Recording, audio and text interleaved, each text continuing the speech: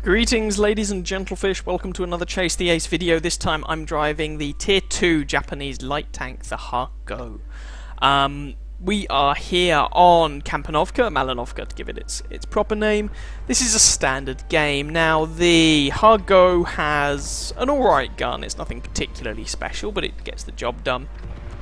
Its mobility is okay, and the gun depression is fantastic. Now this is not actually a particularly oh, someone likes my name apparently. This is not actually a particularly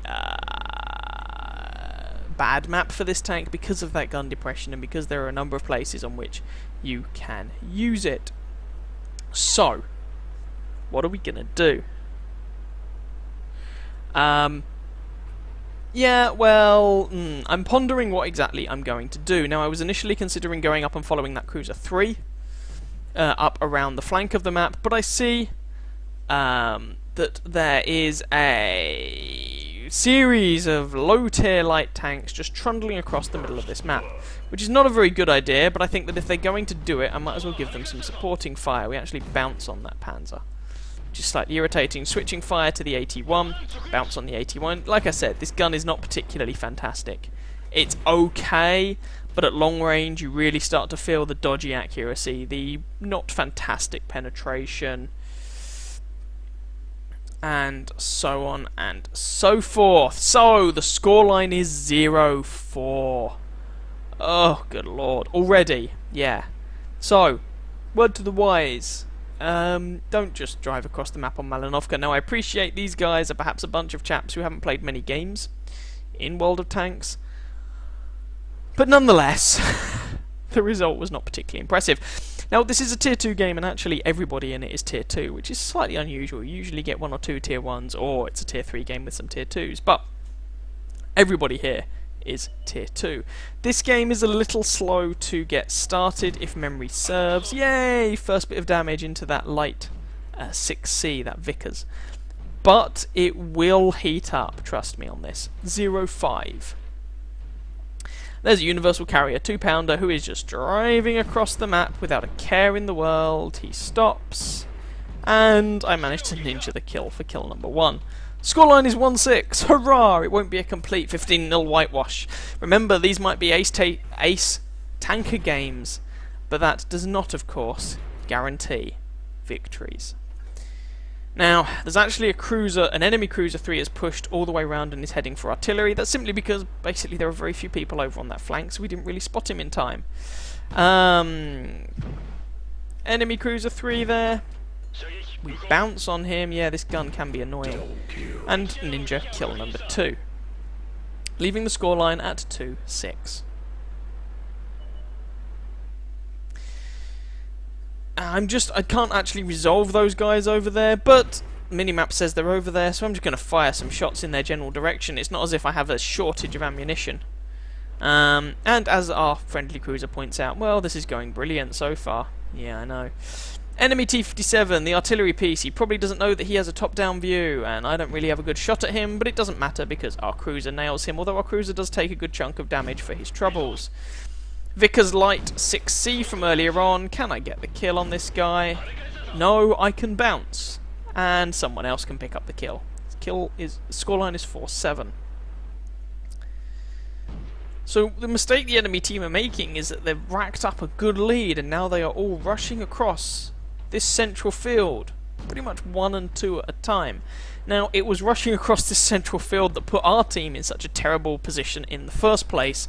Rushing across it from the enemy team is not the best plan, especially if they're not all going to do it. If they were all gonna lemming rush across it, then we might be in trouble. But they didn't. A few of them did. Now, having said that, the scoreline is 5-9. They're still 4 kills the better. So, you know, despite all of what I've said about it not necessarily being the best plan, it is as it is.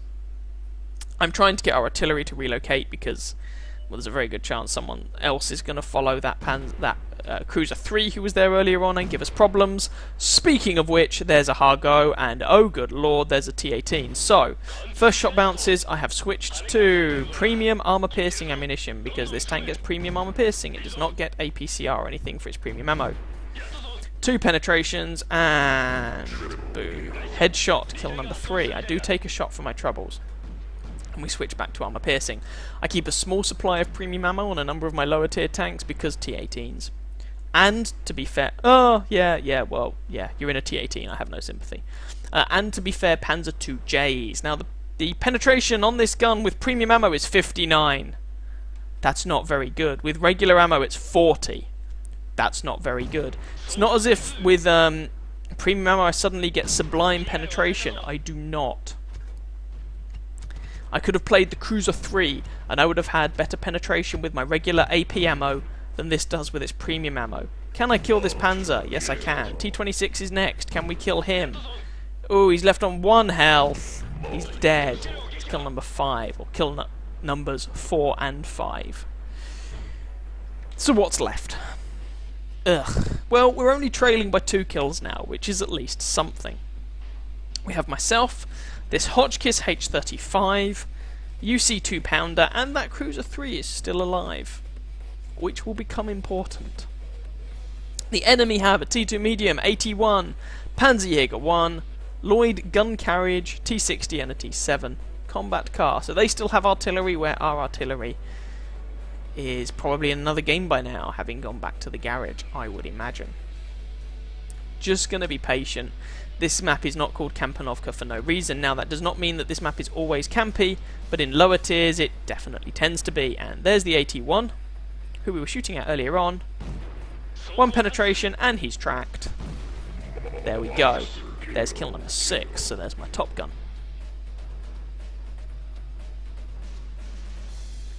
And T7 combat car, that was a terrible shot. I don't have much to shoot at anymore, which is kind of unfortunate. I'm trying to use this rock for cover. That was another terrible shot. 1 shot in. And there's kill number 7. Panzerjäger 1. Oh dear. Now I'm actually at this point pondering about the state of my health and whether or not I'd be better just kind of... Oh my god, it's a T60. And I'm on fire.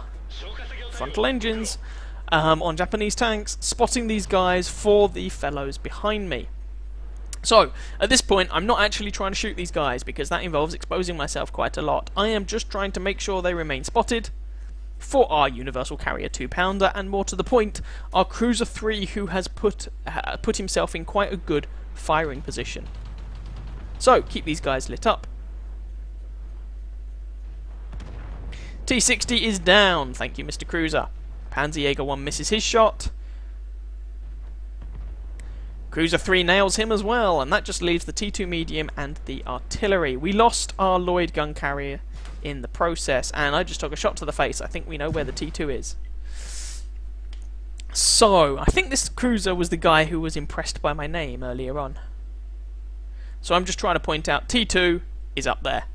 I have 42 health remaining. Our Cruiser has 31. We do not exactly have a wealth of either armor or hit points between us. But between us we also have 11 kills, which is not too shabby. So without this Cruiser guy, this game would have been over a long time ago, and I'd be dead. But then you could say the same without me. The game would be over a long time ago, and he'd be dead. So, you know, it's nice when you occasionally get a random teammate and you can work with them. And our Cruiser friend says, when in doubt, wait for the enemy team to mess up. Yeah, and especially in these low tier games, that's not a terrible idea. It depends on the situation, obviously. But, you know, especially in these low tier games, when the poop hits the fan, just put your head down, keep shooting, and wait for the bad guys to make a mistake. So the Cruiser's saying, let's rush them together. Or wait. I'm just saying be careful because we're both basically one-shots for this T2 medium. And so we do need to be very careful about this, about how we approach this situation. So I'm just going to speed this along a little bit. Cruiser's saying go around the flank essentially, which is not a terrible idea. If they get into our capture circle, we will know about it, and there we go. I spot out the T2 medium, and I'm trying now to get underneath his gun depression. Spot this guy, and once again, let our cruiser do the killing.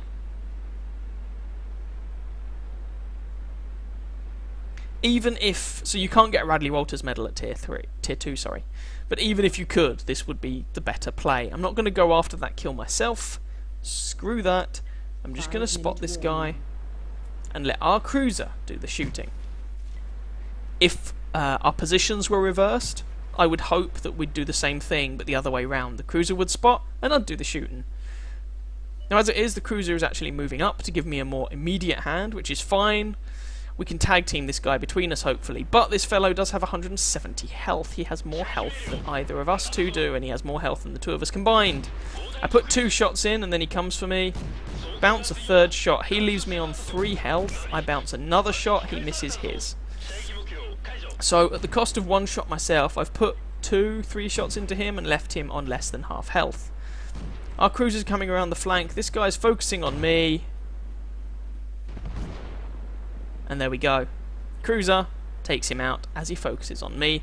And that just leaves the enemy artillery. Now, I'm not saying the enemy artillery can't still win this, but it would be difficult. So, the pair of us are zooming across the map in an effort to try and find the artillery or cap if, as the time is running down. So I'm just saying, he can one-shot us. We need to be careful about this, and we can run out of time and spend a lot of time chasing down this artillery piece.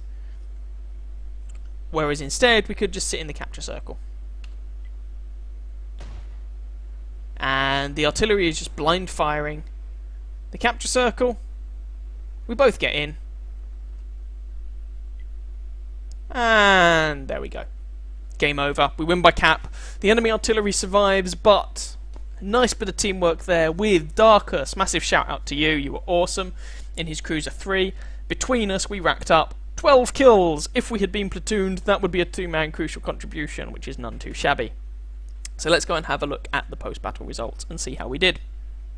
Well, this is a Chase the Ace video after all. That was an Ace Tanker. We also got Fire for Effect, Bruiser, and a Top Gun. And if you actually look at the score screens, that was a bit of a carry between the two of us. As it turned out, I got 626 damage, 7 kills, 989 base experience to get the top position on our team. Darkus, in his Cruiser 3, who I was working with, got 721 base experience, 5 kills, and 711 damage. Between us, we carried the hell out of that game. And in fact, either one of us... Oh no, it's not true. No, that's a lie. I do tell a lie. Each of us did almost as much damage on our own as the rest of the team combined, ignoring the other one of the two of us. And if you put our 2 damage counts together, we definitely did more damage than the rest of our team combined. Easily. As for the enemy team, well, the highest damage count on the enemy team was that Panzerjäger with 385. Between us, essentially, a nice bit of teamwork there with Darkus. Again, a big shout out for him. He was great fun to play with. Between us, we managed to turn what looked like a certain defeat into an eventual victory. As I said, by picking up 12 kills between us. So how did that break down? 47 shots fired, 27 hits, 18 pens. Not the best gun in the world. Most of that damage was at relatively close range. Most of that 626 damage. We received 3 hits, of which we actually got 3 bounces, which was surprising. Blocking 20 damage with our armor. Maybe it was an autocannon that bounced. 5 enemy tanks spotted, 9 damage, 7 destroyed, 275 assistance damage, 71 base capture points, 3 base defense points, and travelled just over 2 kilometers. We fired a few, and it was only a few rounds of premium ammunition, so our ammo costs were a little higher than usual, so we made 7,787 credits profit with a standard account, and that would have been about 14,000 credit profit with a premium account. So there we go. Nice bit of random teamwork there. With a dude I have never met before or since, but it was an awful lot of fun. So, I hope you guys enjoyed that video. If you did, please feel free to catch some of my other videos and or subscribe to my channel. And I wish you very happy hunting on that battlefield. Ciao, ciao.